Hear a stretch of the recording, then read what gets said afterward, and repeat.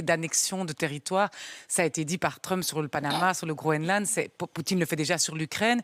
Et aussi le fait que moi, je n'ai pas de boule de cristal, mais on peut croire que ça va donner quand même le vent en poupe à plusieurs autocrates de se dire maintenant on peut annexer d'autres territoires et donc générer plus de conflits. Et nous, on est très inquiets parce que effectivement, le droit international, il est là pour parler des populations.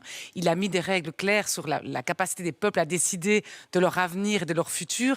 Et que là, on voit bien dans les discours qui ont été menés, par exemple, sur la bande de Gaza, en promettant que ça deviendrait une grande rivera et que les Gazaouis pourraient aller, par exemple, dans d'autres pays voisins d'Israël ou de la bande de Gaza.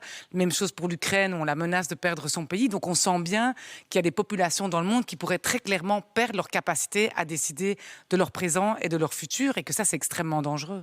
Vous dites aujourd'hui quoi? Que nous sommes aujourd'hui pris entre le marteau et l'enclume des États-Unis et de la Russie et qu'il faut s'y faire?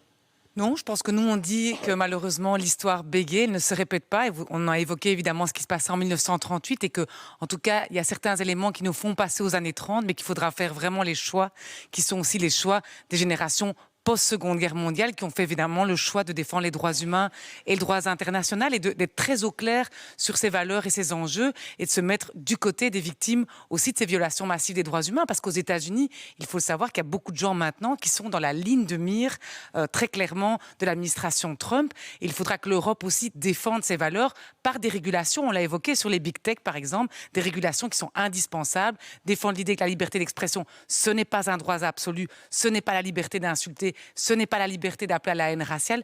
Tous ces éléments-là vont être essentiels dans un monde dans lequel il va y avoir des chocs très violents et des chocs verbaux, mais aussi des chocs qui seront aussi peut-être, et on ne l'espère pas, militaires. Et je te retiens aussi une phrase de Aude Merlin qui nous disait en préparation de cette émission: attention, tout ce qui ne respecte pas les droits humains doit être considéré comme une menace.